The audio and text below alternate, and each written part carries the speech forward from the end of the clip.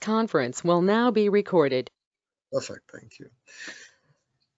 Well, good afternoon, everyone, to this wet day here in Auckland for our New Zealand branch of the Nordic Institute's webinar.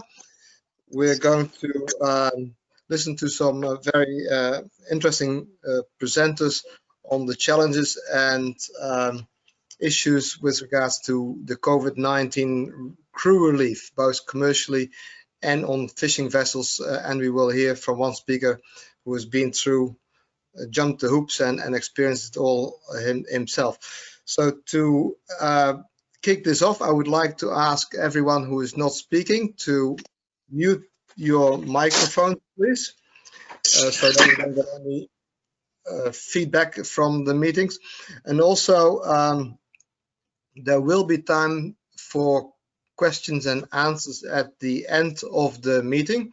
And we would appreciate if you could use the chat window, which is on the top right of your screen, where you can please submit your questions in advance, and I'll put them to the presenters, and then you can add to it as we start the Q&A session. So if you're all okay with that, please, I'll give the mic to Bob, and Bob will introduce our first guest speaker. Bob. Thanks, Case, and welcome again to all. I can see about 17 of us, including myself. Maybe there's some more, which is good. I'd like to firstly welcome the three guest speakers, but I'll introduce them individually as we go through the list.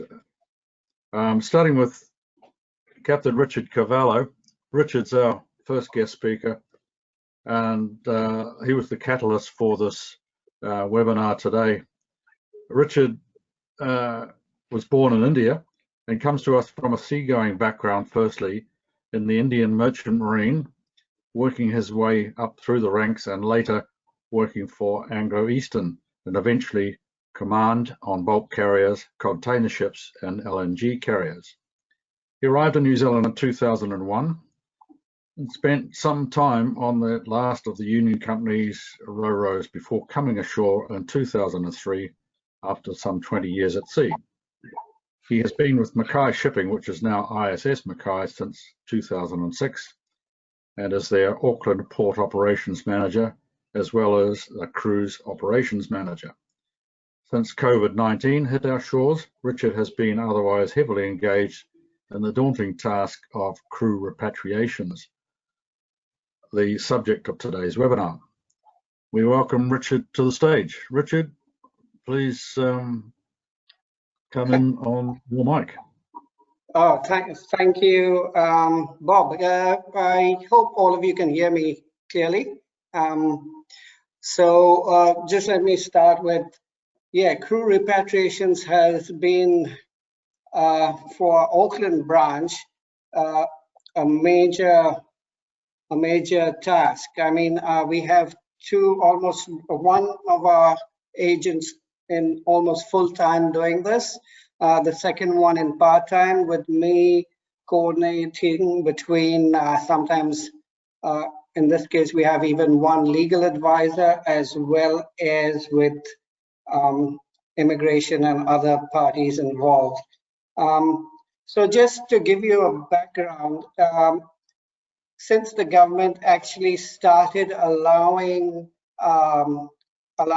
crew to be repatriated to and from New Zealand, this started around June when it became official that it could be done. But then various difficulties, various problems arose as to the isolation requirements, how we're going to do it. And then the ports started objecting because they didn't want their staff getting in, coming in contact with the newly joined crew, because the government mandated that they could join without doing the 14-day isolation, being exempted or essential staff. So I'll just briefly go over, this has evolved over a few months to a present situation where we now sit, and it's quite involved because it starts off for joining. I mean, leaving crew is a simple task, which I'll explain, but I'll first start with the joining crew. Now, no crew can join in New Zealand without an exemption, or they must first apply for an exemption, and they get the International Travel Authority from the Immigration Department. This involves an online application done. Now, if some of you might know that in the past we had visa waiver crew and non-visa waiver, ones that came from, say, Western European nations and stuff like that.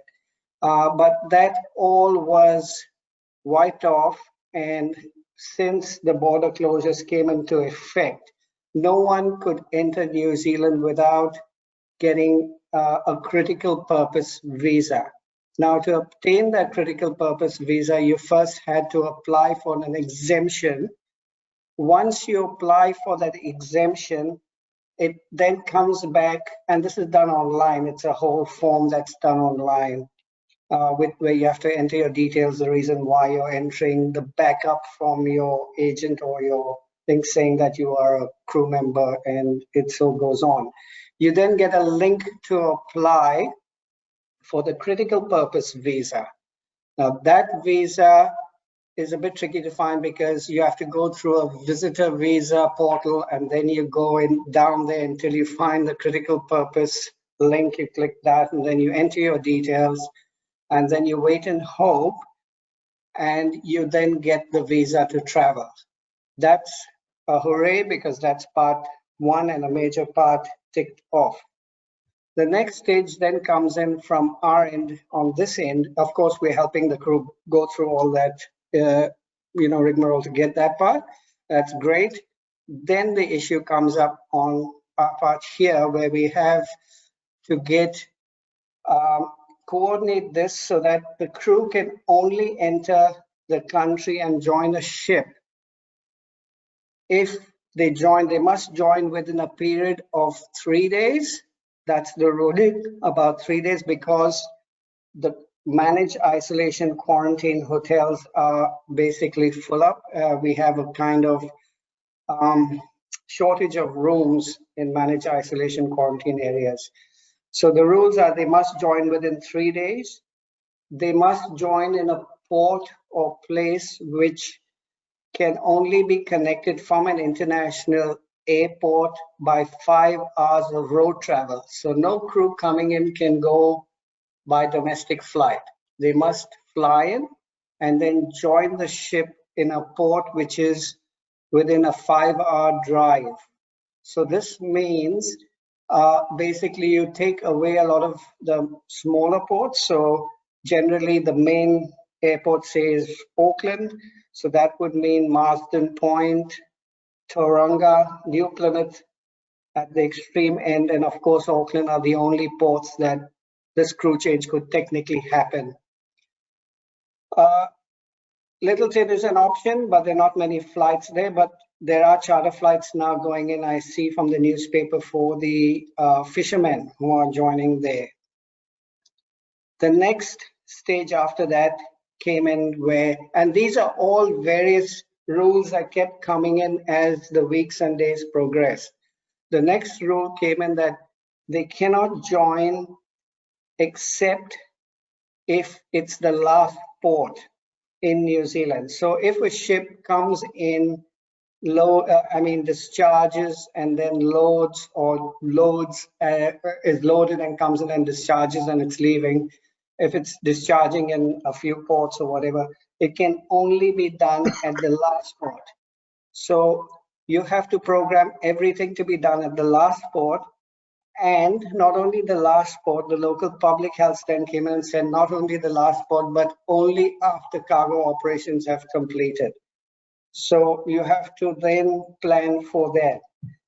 So then you have to coordinate all these timings with the departure flight for the crew, because obviously ships' itineraries get changed. There are delays and whatever weather delays or technical delays or just berth congestion. So you have to plan, and generally, hopefully, you do it 2 or 3 days out. So they within that 2 or 3 day max time they need after sign off. Of course, if you can time it in a way that they just get off the ship and go to the airport, everyone's happy. But flights are few and far between. So getting the flight to fit in within that window of 3 days, approximately when the ship completes discharge, is the next task. And of course, then the next task after that is a lot of countries have closed their borders. So the crew flying back home may have to go on a rather convoluted route. And a lot of those places require visas again. For example, if you're going via Singapore, it can only be Singapore Airlines who can link you up. If you fly to Singapore and want to change on Malaysian or say a Philippine Airlines, that apparently is not allowed. And we kept learning these different things as we're going along. It's quite complicated and we haven't finished yet. So there are a lot of these little hurdles that you have to go through. Some of them book Emirates, and of course, that goes via Australia. So for certain nationalities, you need visas. And in the old days, you couldn't get an online visa for non-visa waiver crew. They had to get an actual apply, wait for 3 days for a paper visa. Thankfully, the Australian government has worked around that as well, and everything's online. And the good news is that both Australia and New Zealand are now working completely online. So originally for visa waiver crew who had difficulty and they had to go through the process of paper applications and waiting, that has now become removed and everything is being done online for them because it's a critical purpose visa. So once that is done, you get the manning agents who don't understand to check every step of their trip, whether it's being allowed. Then finally, hopefully the crew reaches the airport, gets escorted or by customs through immigration onto the plane, and they get actually on the plane. We have had quite a few cases where they've been turned away because of some regulation or new regulation come up in that country, or suddenly the need for some countries like China and Emirates requiring COVID tests and negative COVID tests before they can even board the plane. So these are further hurdles that we had to go through. There are also other numerous little things that keep coming up in between as each public health officer will require and check certain things in each of their domains, which we have to be aware of. We tend to, because we have a network, we tend to do the main clearances here in Auckland and then pass it on to our branches who deal with their local public health and port and work through the issues there, because a lot of the stevedores and stuff will not even go near the ship if a crew change has taken place recently. So it all has to be timed in that fashion. But I must say, while talking about this, New Zealand has understood and they have tried to accommodate as best they can crew changes. There are still serious issues which we are trying to work through, especially for the offshore FPSOs, which the tankers going there have to have the pilots stay on board apparently, and this is something that was missed out in one of our crew changes, where most of it, I would say nearly 90% of the ships coming here are doing crew changes. I would say even 95% of the ships coming here doing crew changes because they're so desperate, and we've come across crew who've been on board for over a year.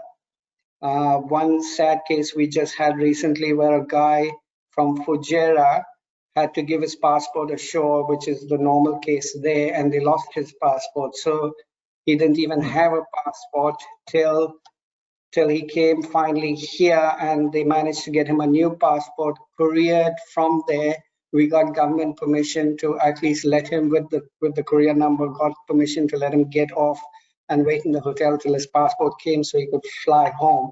Otherwise, he would have been on for more than maybe 16 or 17 months. It's quite heartbreaking to see what's happening out there with some of these crew.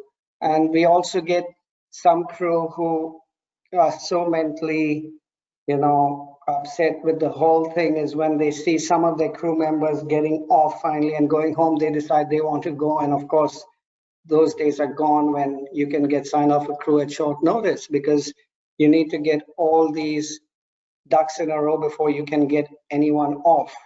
That means liaising, like for example, if we're getting anyone off, we have to inform obviously customs, the police, the port, the managed isolation and quarantine guys, all manned by defense now, luckily. So you have quite a few people with common sense, rather than just someone from a pratique department, say, who has less logistical knowledge or operational knowledge than the others.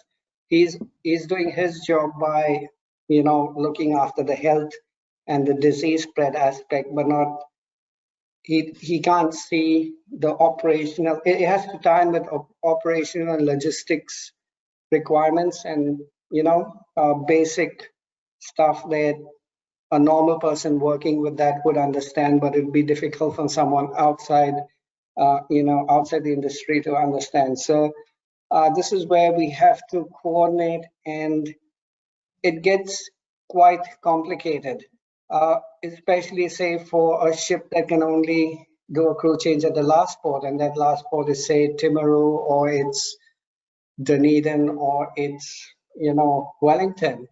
So there's no way we can do that crew change. So we have asked them and come out with this plan as if you are heading north, you can do it. And we've gone through this with, thankfully, a very understanding port, public health and customs to do the crew change at outer anchorage, where we then hire a boat and do the crew change there.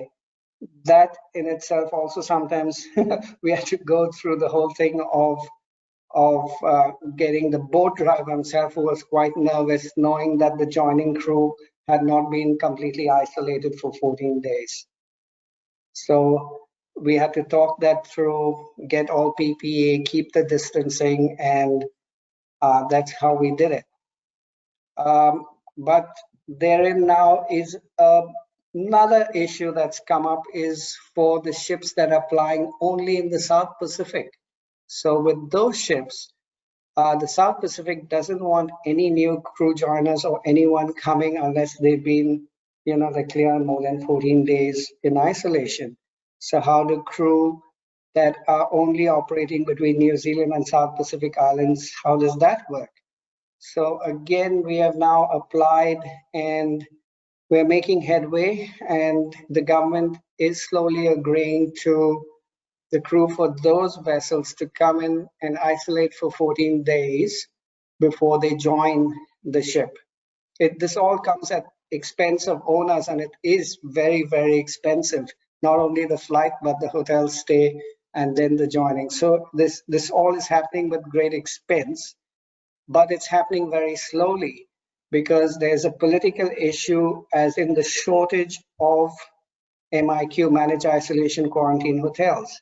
It's a big problem because there's a heavy political pressure on the government to allow people with already having work permits who have gone home and want to return back. There are people who want to return, returning residents want to come back. There's shortage of flights. There is so many complications coming in. People on bereavement notice who want to come in for, to see family, last rites, stuff like that. There's a lot of complications involved in this whole thing. So, but I looking at it, I can see people are genuinely wanting to help, and they do understand it's just the logistics and this horrible disease that has made everything really, really complicated. And there's a lot of paperwork and a lot of arguments and stuff we have to go through to make people understand, but it is happening very slowly. Richard, last minute, please. Yeah, I was just to say. Are you just about finished, Richard? Hello? Sorry. Hello, can you hear me? Yep. Are you just about finished for? Yeah, I've just about finished. I just wanted to say if there's anything you would need me to clarify or ask, now's the time to do it, because I just went off cuff and and just going through stuff that's actually I'm just actually seeing we're having an issue at the moment in the office, and my other colleagues who are going to join me are actually dealing with that at the moment. So yeah. Okay.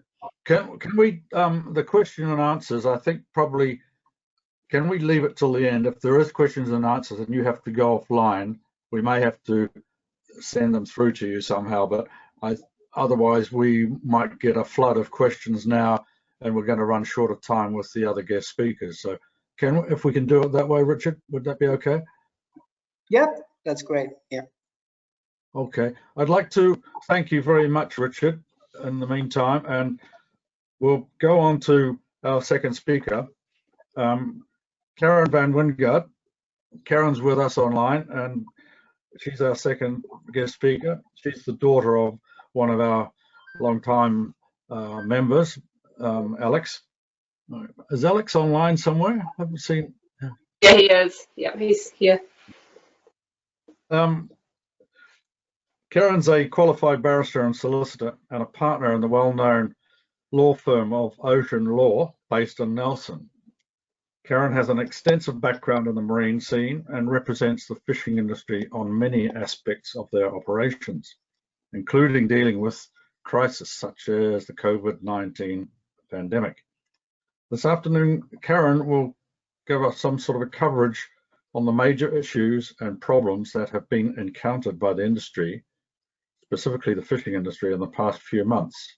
Welcome, Karen, and the floor is yours. Thanks very much, Bob. Okay, so I think that's the very last slide.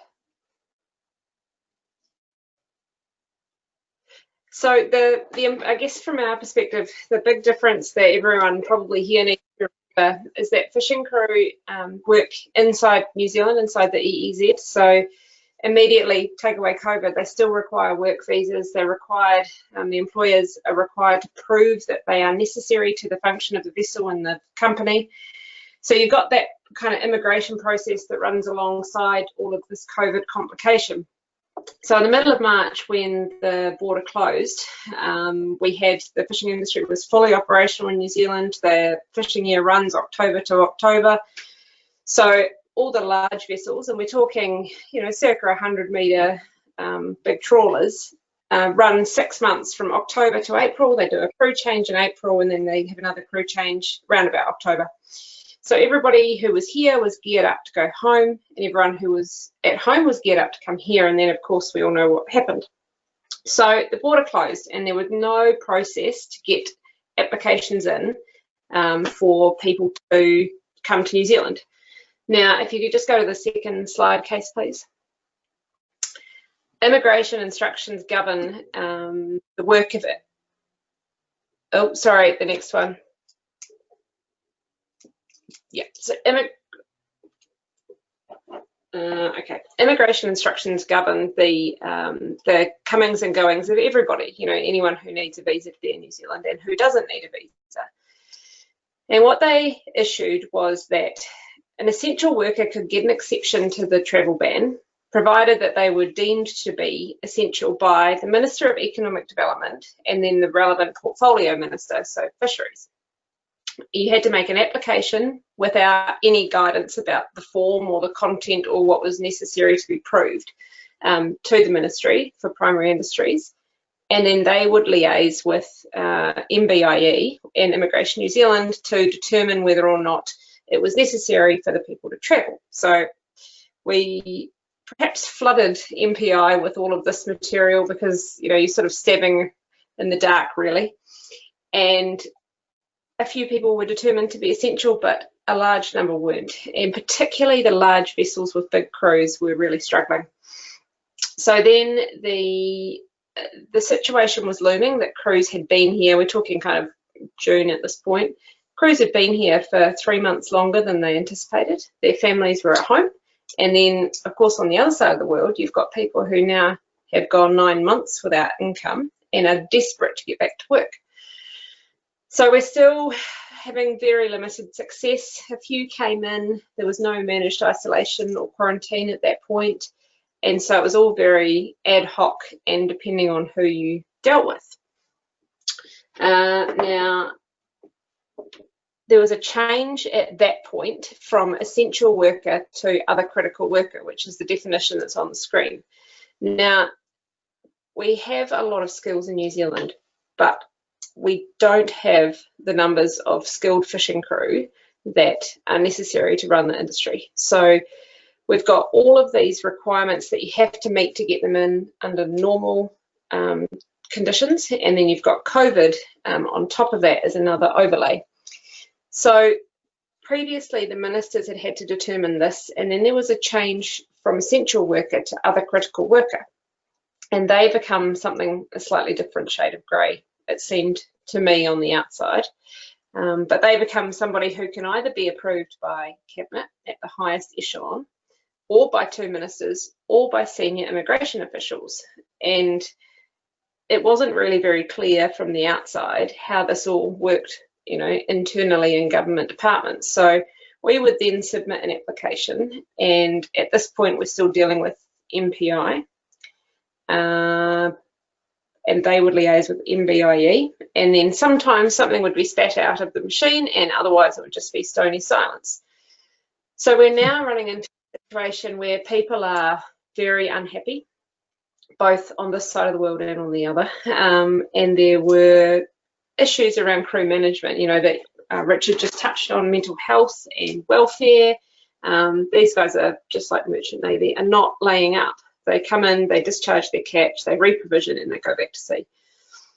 They work long hours at sea while they're fishing, and then they expect to go home. And of course, when that expectation isn't met, it creates a lot of mental load.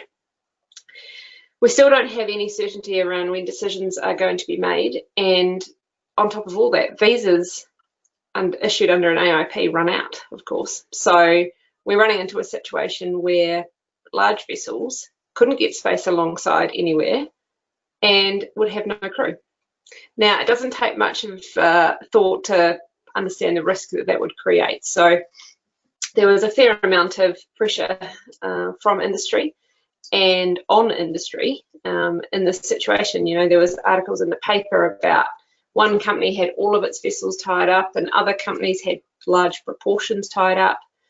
We had, you know, smaller companies that have 1 or 2 vessels that run some international crew, and they were, you know, looking at going out of business. Yet through the lockdown, these people were our essential workers who were providing their turnover in the economy. So at that point, decisions started to be made, and there was approval for the crew to lay up the vessels to travel. Now, we perhaps naively thought once we got the approval for them to travel, that was the easy part. That was the hard part, but in fact, I think that turned out to be the easy part. Because again, as Richard touched on, we then run into this issue of beds in managed isolation and seats on planes and getting people here and coordinating everything. So now the process is a lot simpler, but no less difficult. You need to make an application to Immigration New Zealand for a visitor visa with work rights, which is rather unusual, after you have been approved as a critical worker. They still have not approved international fishing crew as critical workers as a class, but they have approved a number to travel.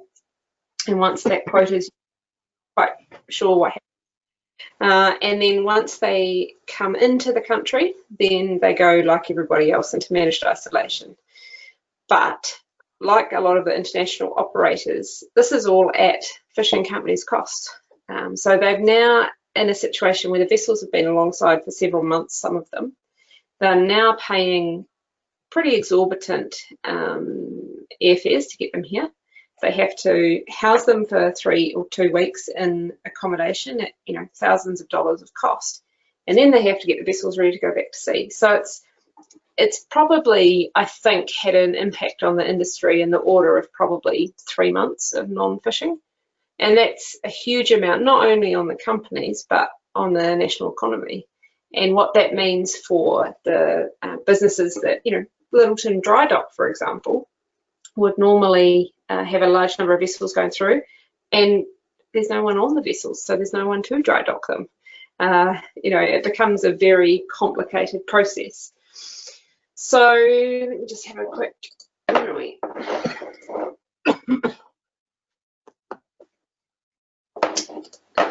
A bit like Richard, I've sort of just kind of talked off the cuff a little bit, but I think, again, it's a lot of a political issue. There's probably not helped by the timing of all of this with elections and some of the bigger issues, that there's an awful lot of primary industry in New Zealand that need overseas workers to come in, and fishing is just one of them. But it's really interesting to hear the challenges that Richard's facing compared to the challenges that the fishing industry faces. The maritime border order that Richard referred to that came in applies only to vessels that are leaving jurisdiction. It doesn't apply to New Zealand fishing vessels. So that wasn't quite the silver bullet we thought it would be. But look, the longer COVID goes on, the better the processes are getting, and the international communications are improving as well. So I'm really sorry, it's kind of a bit of a potted version of immigration and fishing, but if there's specific questions about this, I can probably answer most of them. But I'm pleased to report that we're finally getting some good traction and movement. Karen, thanks very much for that, and I think you've given a really good potted undertaking here of putting this thing together. It sounds like, from my point of view, and what I think others will probably see straight away, is this government and other governments too are learning very quickly that there's more to industry than what first meets their eye. I would like to go on now to our third and final speaker. Captain Peter Zotov is on the screen with us. Peter, welcome.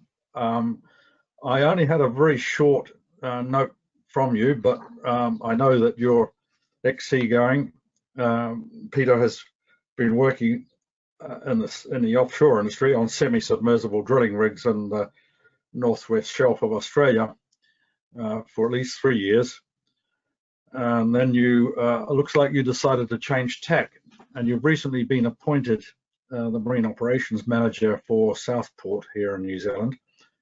And today, I think Peter's going to give us a bit of an outline of a first-hand problem that he encountered just getting to New Zealand through the pandemic issues. So, Peter, welcome. Yeah, thanks. Thank you. It's nice to have a chance just to share my little story here. So, basically, prior to COVID, I was the chief officer on the Valaris DPS-1, which is a DP semi-sub. And I got stuck here during the level 4 lockdown. I'd just crew changed home and everything was sort of looking rosy, and then, well, it all changed. So come mid-May, my company managed to get me an exemption to travel with the central government of Australia to go back to work in my safety critical role on board. So I headed off to the airport with a mountain of paperwork, exemptions and supporting letters from my employer. It was quite a strange process, going into the airport. Basically, no one was there. It was quite surreal. They phoned through to approve in Australia my exemption to travel. And the flight across was fairly uneventful until I got to Melbourne. There's no more direct flights to the west coast of Australia from New Zealand anymore. So you have to travel into the state. And upon arrival in Melbourne, we were all promptly detained unless you had a onwards international connection. So I presented my paperwork, which was promptly disregarded by the Victorian authorities, as now all the states have basically carved themselves off. They each do their own thing. So I didn't have a Victorian exemption, so I was sent to a hotel for 2 weeks, much to my surprise, and to the surprise of my employer as well.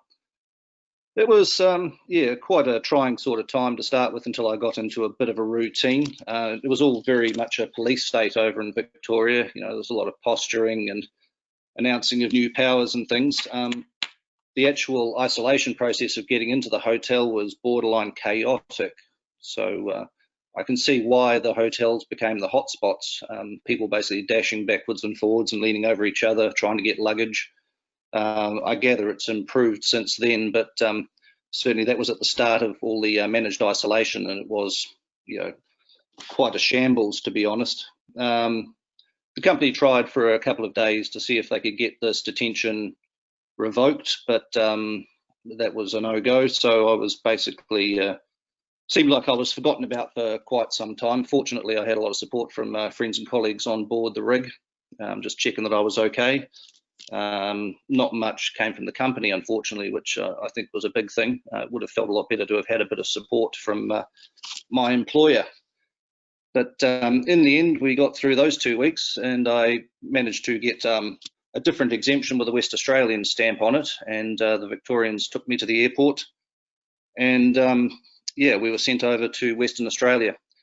One big thing I noticed is that there was no real continuity. Leaving Victoria, we were all doing our social distancing and all that sort of stuff, but in the gate next to us, a flight coming in from New South Wales all just sort of spewed out willy-nilly. It seems like between the states there isn't a hell of a lot of continuity when it comes to how they're trying to run or manage this thing. Getting into Western Australia, really noticed there that the authorities were quite stretched. You're basically left to your own devices. Once you're approved, they just take your temperature, make sure you had paperwork, and we're told to take a taxi to our own company-provided isolation facility, which was different from the government quarantine, of course, whereby they take you under escort to the facility. Getting into the hotel, it was fine. Police came around to make sure I was who I said I was and was staying there, and during my stay they did ring up a couple of times just to make sure I hadn't gone walkabout. But it was a lot more relaxed. You were allowed to order bits and pieces to your hotel. You could get supermarket food bags. People could send gift packages. None of that was allowed in the government quarantine. Everything had to go through security and be checked for contraband. Any alcohol or tobacco was verboten, because they're worried about people basically misbehaving in their rooms, setting off smoke detectors or getting drunk and destroying things, which is probably quite understandable. But in the self-managed quarantine facility, it was a lot more relaxed. I did notice a slight change after I'd been in my 4th week of almost continuous isolation. It was really starting to get to me after that time, though. It's not as, it seems easy. It sounds easy, I should say, to do 2 weeks, but after a while, especially doing 2 back-to-back lots on the trot, it starts to take a toll on your mental well-being and also your physical well-being. You can't get out and really stretch your legs. They did have exercise periods in managed quarantine, but it's sort of full mask and PPE, and you have a guard escorting you around, so I declined to take them up on that one. Once I got released in Western Australia, the actual act of crew changing was quite bizarre as well, because what we noticed, we do helicopter crew changes, of course, and different companies, different operators, they've all got different standards. So our employer required a COVID test 2 days before you joined. Initially, they had also required anyone who was local to voluntarily isolate for a week, and then it went down to, I think, 5 days, then 3 days, and then they gave up of self-isolation. But some other operators require the crew going out to be masked up and in full PPE, and then the helicopter comes back and the next lot of jokers just sort of jump in and go for gold. So again, that's the big thing or theme I'm noticing throughout. It was just no continuity of procedures. Everyone just comes up with their own plan and seems to run with it. Yeah, so what else? I had a few other points here. Yeah, getting home. Basically, I've been away for 5.5 months. So I had this new opportunity that I figured was forthcoming. I wasn't 100% sure, but I just decided that it wasn't really sustainable being away for that long and not being able to get home. So I asked to return home. The process of getting into New Zealand was a lot easier than any of the interstate exemptions I found. I still did one online application to get to Brisbane to fly home, but as a returning citizen, getting from Brisbane to New Zealand was actually quite simple. Brisbane seems to be fairly COVID-free, so they weren't too caught up with any procedures as long as you just maintained your social distance, used the hand sanitizer. They were quite happy. Coming into New Zealand, I was a bit trepidatious because I'd seen a lot of articles on news media stuff and all that sort of stuff about attitudes towards returning citizens and why hadn't we come back beforehand, etc. But really, there was none of that. It was all quite friendly. They were quite courteous, and all the staff at the airport, customs, immigration, they were all quite understanding. We were taken by a bus to a managed isolation facility down in Hamilton. It was a jet park, and once again, I had heard all sorts of horror stories about the quality of food and things like that at these facilities, but it was actually far better than any of the other places I'd been to. And unlike Australia, they seem to actually have a lot more care for the detainees, or whatever you would like to call us. They didn't care as guests. That was not really the right name for us. But yeah, they had activities, social distancing things you could do, online activities as well, Zoom calls and things to make sure everyone was okay. I was actually really impressed with it. It was probably the most pain-free part of the whole procedure that I went through. Yeah, so generally speaking, that's my little story. Yeah, happy to answer any questions about what it's like to go through this. I certainly don't really feel I'll be going back to sea anytime soon. The process to go through it was just too damn hard, to be honest. I'm a bit disappointed that the seagoing career had to come to an end, but I would have liked to have done it voluntarily rather than been forced out of it. But with what I've done in the last 5.5 months, I don't really see that much of a future for it at this point in time. Thank you very much, Peter. It's very enlightening, and it's thanks for your first-hand knowledge. And certainly, it's not something that everybody would like to go through, I'm sure, and would feel very, very much for those seafarers that are still out there, and there's many of them. Case, do you want to run the question and answer time? Because whoever wants to answer, we come back in through on chat, right? Can you? Yeah. So let's first of all, thank you very much for the presenters. I've got a few questions that are handed in via the chat message, and after that will be still questions if anybody else has got questions as well. But first from Paul Stanley. To Richard, it sounds a bit that the capabilities of that is required to apply for your visa and entry into the country is a bit beyond the average third world manner, and it's an assumption that agencies would do all the work to make that work. Would that be correct, Richard? Well, what we're doing currently, yeah, it is yes and no. It is a task for third world, like say, who's not it's not his first language. Yeah, it'll be a bit daunting. What we do is we offer them the choice of doing the initial application to travel part ourselves, because there is a fee, online fee that you have to pay. I think it's $45 or so to MBIE to get that application in, and we can do it for them if they don't want to do it. But the actual visa application, because there's a lot of personal stuff and you need a RealMe account set up for that, we prefer the crew member doing it themselves, because that has to be, there's a lot of information that we won't have. That is, they need, their home addresses and details of the employer and what they, we would need to ask him to fill a whole Excel spreadsheet with queries before we could apply on his behalf. So usually the manning agent in that case takes over that section and does it.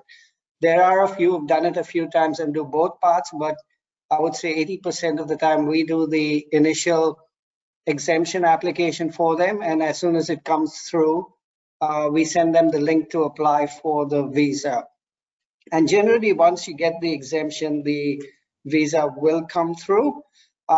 We do have to supply a letter of, what we call a LOI, letter of invitation, or letter of, to confirm that he is definitely a genuine seafarer joining the ship in the port and stuff like that. So yeah, it's yeah. So but luckily, like we said, it's all online now, so it's not too bad, and they do come back to us, and if they get stuck, and we see where we can help out. So Richard, you talked a little bit about it during your presentation as well. So entering details and then eventually you say you wait and pray, or you say wait and hope to get the approval. So what kind of time frame are you looking at for the initiation of the application till actually having the visa in hand that you can start booking your flight? We have narrowed it down to actually quite good now. They're about 6 to 8 working days. Recently, I've seen MBI working on the weekends as well, which has taken us by surprise. But the actual invitation to travel, I think they've taken on more people, because we've been getting those maybe sometimes within 24 hours. I mean, we apply one day, sometimes it takes two to 3 days. It just depends on your luck. And the visa will take roughly 3 to 4 working days. We tell them to plan on 8 working days as a safety zone, safety net. But generally, it's not that bad. It does come in on time. We have not yet been rejected, fingers crossed and touch wood. So whatever we've put in has been approved, which we are really grateful for, because like I said, we seem to be getting almost every ship coming in wanting to do some kind of crew change or the other. And I think that is in part because of Australia's ruling. I think of if they've exceeded the contract by a certain amount of time, the owners are being fined. I think I can't remember what the exact ruling is, but there's a ruling now in Australia that if the ships go there and the crew are way over their contracts and no attempt is being made or nothing is being done to get them changed, they do pay a fine. So that is one of the reasons why as well. Oh, great, thanks. Another question that came in for you, Richard, is from Larry Robbins, and that is the Seafarer Centre in Auckland is commenting that the cooperation with the ship's agent here is excellent in Auckland. And the question is, how better can the Seafarer Centre assist the agent to help the crew? There's not a lot any of us can do because of the isolation requirements. But one thing good we have seen being done now is the ports have taken it on themselves, and it's happening is where they're all getting free Wi-Fi. And that is a real big help. Larry would be knowing this from our cruise ship days, when he can see all the crew coming off in shed 10 and sitting on the floor because there's free Wi-Fi, and talking to their loved ones where they can through WhatsApp. But Wi-Fi is such an amazing thing for crew now for contact, that it's one of the key things that you can give them anywhere, because on board it's really expensive and satellite connections aren't that good. So when they touch port, and I'm glad to see this is actually happening in New Zealand, they're giving them free Wi-Fi. But other than that, there can be really no contact done unless we can. A lot of them give us their shopping list, and we do the shopping and take it back for them. That's the most we can do to help, but that's how we're doing things. Okay, thank you very much. I've got a follow-up question on the previous question. Actually, you said that the fines in Australia, if the crew were over whatever it was, 11 months or whatever the figure was on board, the companies will be fined. Is the crew change easier in New Zealand than it is in Australia, or does it change from Australian state to state? How does that work? I am not sure in Australia. I do know they have a federal government system, so each state makes up their own laws and rules, and I believe Melbourne was quite tough because they were in lockdown. But I know our colleagues in Brisbane are doing a hell of a lot of booking, a lot of crew changes. So I know Brisbane is quite easy. Queensland, they're doing a lot of crew changes there. Victoria, not so much. New South Wales seems to be okay as well. So the big one would be Queensland and Western Australia, where the big, the big ports and the large volumes are going out from there, including Victoria. But Victoria, to a small extent, but I think now they would be opening up there. Okay, thank you very much. Karen, I also, everybody please submit your questions because we have a little bit of time to answer questions. Karen, I just had a question for you as well with regards to the time frame. I think you said the fishing crew comes in and they go 2 to 3 weeks in isolation, or did I misunderstand that? No, you're right. It's 14 days, just like anyone else. Okay. Really interested to hear Richard's time frame though, because the first applications that were submitted were in May, and they were determined about 3 weeks ago. So they've sat for that long, and then there's been other applications that run as well. When the entities change, you know, you make an application here and here and here. So I think we're experiencing something a little different. Any idea why that would be? Sorry? Any idea?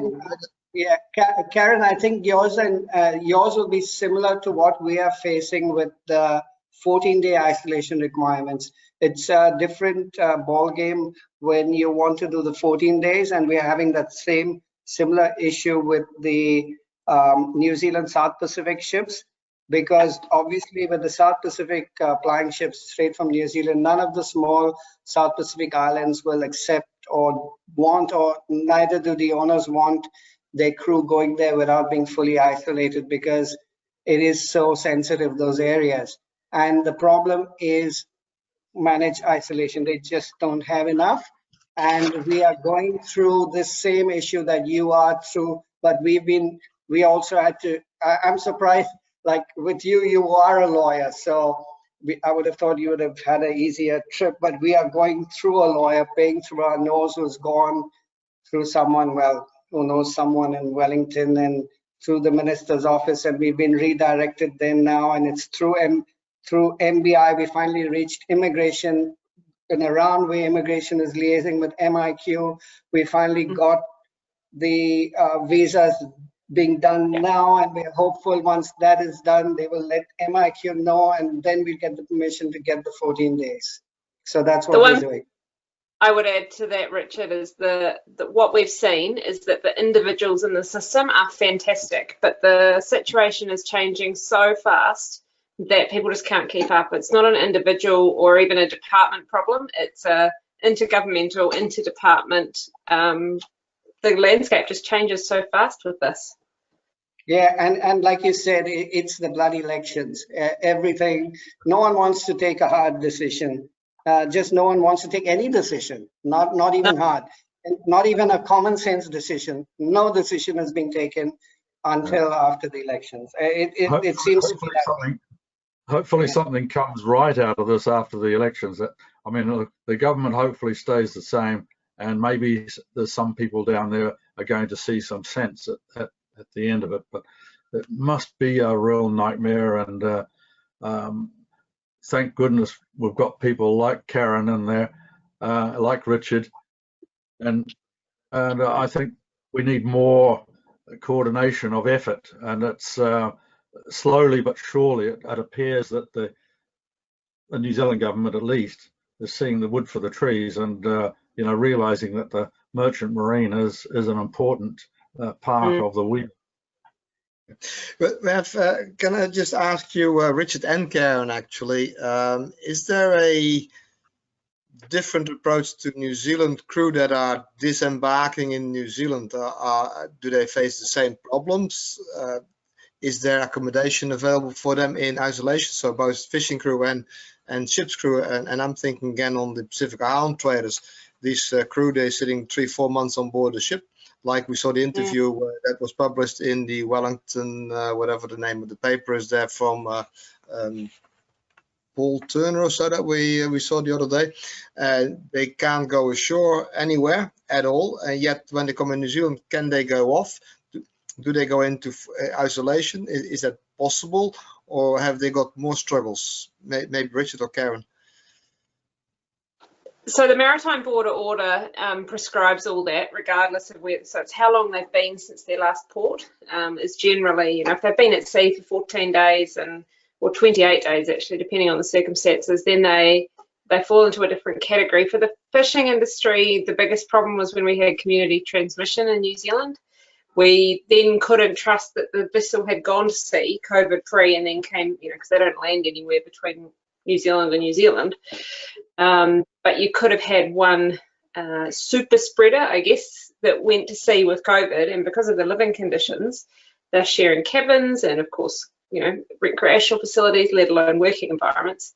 You could easily come back with that ship with a large number of patients, and that was always the fear that, when we looked at all sorts of options as an industry about steaming to somewhere halfway to where the crew change, you'd always have that problem. So they take a very conservative approach, and yes, in my experience, there's been facilities if you need them. Richard? Sorry, and aside from around the same subject regarding the Pacific Island ships, like I think the Neptune ship, the Captain Tasman is one good example where this captain had brought forward this whole problem. He's probably joined the ship. I don't know his background. Did he join the ship in New Zealand, for example, and now he can't get off because he hasn't been at sea for more than 14 days? And it sounds like that's the same issue with all the Pacific Island trade ships. They're not going to, there's no sea passage that's more than about 6 days up, say, to the Solomons or New Guinea. So, Richard, have you had any experience? Is there isolation accommodation available? Because earlier Richard mentioned that there was 3 days was the max, and these guys obviously need to stay 14 days.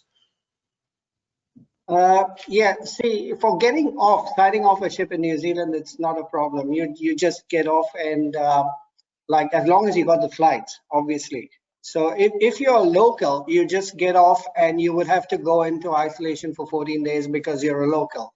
And I assume that because you're a New Zealand citizen, they would give you that. I have not come across any New Zealand citizens that needed it, but we would push for that. I mean, it does not make sense that they wouldn't, because it would be the same as you flying into the country or you coming by sea.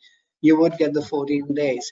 For other nationalities, that would be a problem because they expect you to fly out as soon as possible and not take up managed isolation quarantine. So they would expect you to stay in managed isolation for a max of 3 days till you can get your flight out. So that's the ruling currently on sign-offs. Okay, cool, thank you. Question for Peter. So it was quite a challenge to get to your ship in Western Australia. How about once you were on your ship? What were your challenges when you were on board the ship due to COVID? Was it any different from normal? It was completely different. So I'd been away, obviously, I missed a whole trip basically. And when I came back, it was completely different sort of morale.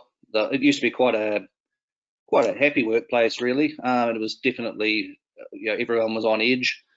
There were quite a few new faces because people from various states like Victoria weren't allowed into Western Australia full stop. So no one from New South Wales, no one from Melbourne was coming in. We had a spate of accidents, actually, about 5 in as many days, ranging from minor cuts and scrapes to actually a very significant injury where a guy crushed both his feet. It was rather an unpleasant situation. He's still recovering.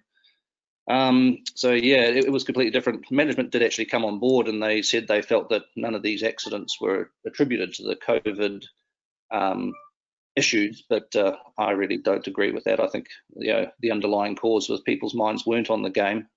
Everyone was worried about their jobs, also the health impact, in the future. Yeah. So they do, and were the people on board for an extended period of time, longer than the normal duties? For instance, when you were not on board, your colleagues stayed on board?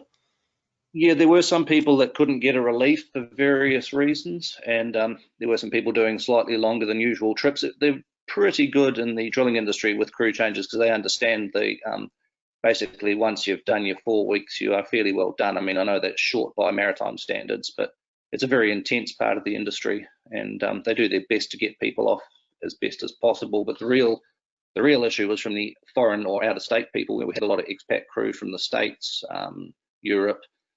They were getting off the rig after their 4 weeks, but they weren't going home. And there were guys that had been there for well in excess of 6 months, right up. The project was recently cancelled a couple of weeks ago, so everyone's redundant now. But yeah, there were guys that hadn't been home for over half a year, and even though they're going ashore, they're not going home. So yeah, you were noticing that was affecting people.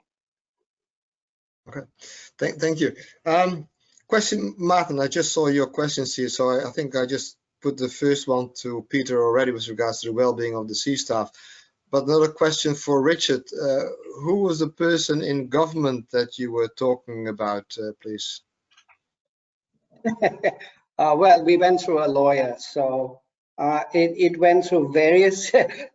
It first went through the Associate Minister of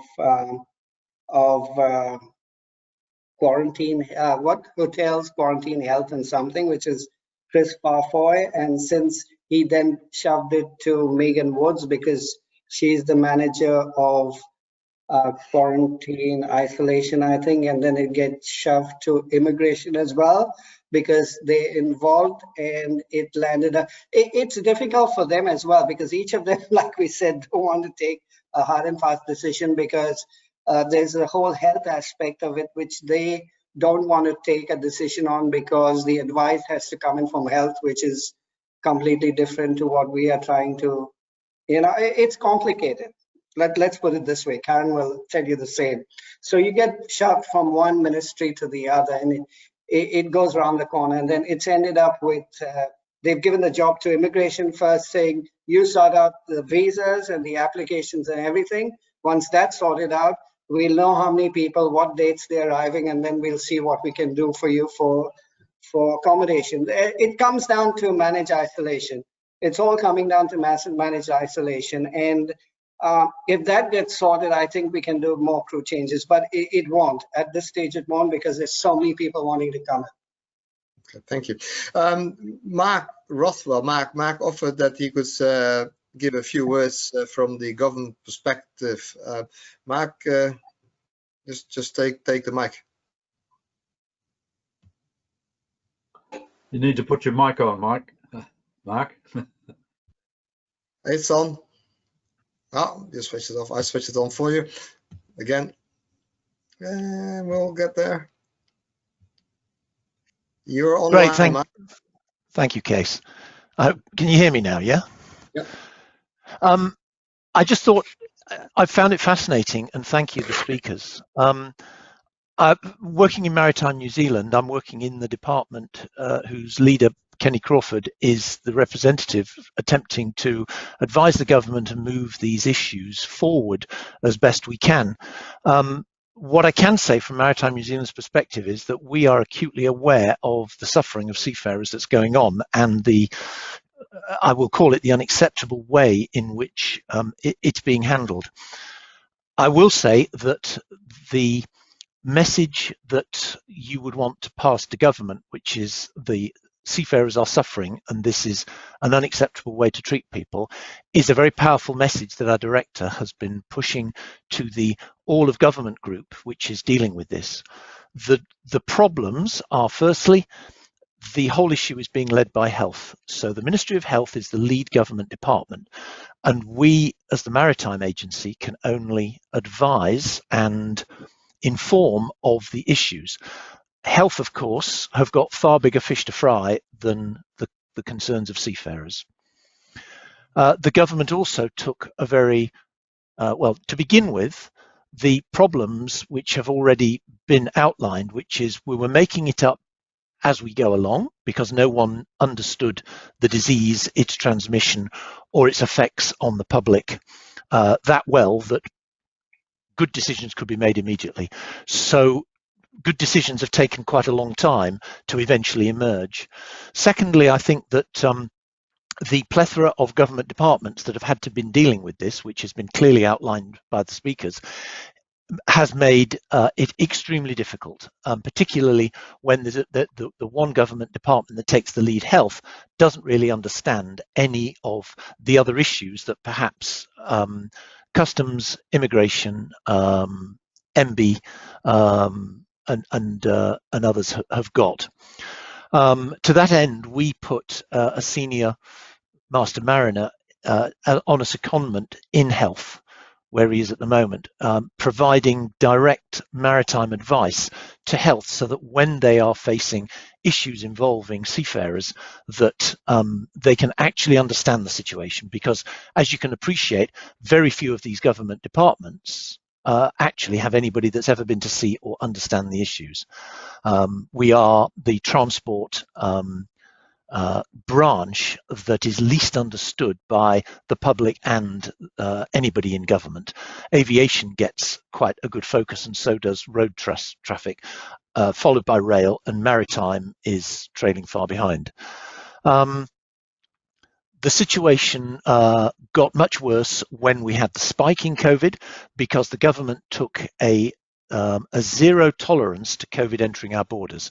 And that at that point, Maritime New Zealand ramped up the concerns with the government that now we are breaching international maritime conventions like MLC. We're breaching ISM. And we've also got some concerns about the standard of ships coming in, because they're not getting in and having the maintenance that is due to them. And the government said, noted, thank you very much. Which is not to blame the government. They have got a priority, which is to keep COVID out of this country. And I'm afraid there are some penalties to that decision. They are aware of the concerns, because we are constantly making those concerns aware, but I don't think things are going to change. A change of government may change a policy towards opening borders and being less restrictive. Whether one would think that's a good idea or a bad idea, I'm not going to comment on. But at the moment, it is unlikely, if we have the same government in, that there will be a sea change in approach to this. And as a lowly desk officer working at Maritime New Zealand, I can only say we'll continue to push for the seafarers' concerns and their welfares, and try and ensure that government listens.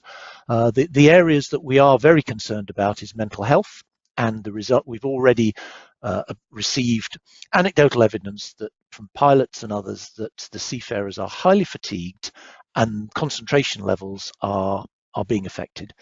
So I don't offer anything good here, but perhaps a background that the government is not sitting on its hands doing nothing. These are positive decisions that have been made as they make it up as they go along. Oh, thank you very much, Mark, for that. It's very worthwhile to hear the government's input there. If I might say, MNZ is doing quite a good job. They like Mark said, they have someone there now, and it's like a bit of common sense coming into areas which were just being, going awry. So, well, I must say I'm quite happy with what MNZ has been trying to do. Well, thank you, Richard. I think there's no further questions on our chat window, and also I'm looking at the time and we're well overdue. Robert, do you want to have a final couple of words? Yeah, thanks, Case. And again, I would like to especially thank our guest speakers, Richard and Karen and Peter, and more latterly Mark too. I think finally we've heard some voice from Wellington, dare I say it. And it's good to see that there's some process, and it must have been a very, very difficult process over the last few months for everybody. So I think from here on, we will try and put this together as a little item for our Nautical Institute magazine, Seaways, and maybe the voice of understanding and reason can get out there internationally. And thank you once again for all who attended. Thank you. Thank you all, and we'll see you on our next webinar maybe. Thanks. Thank you, Kate. Thank you. Thank you, everybody. Thanks, Kate. Thank you. Yeah, thanks, Kate. Thanks, everybody. Turn off. So, end meeting for all.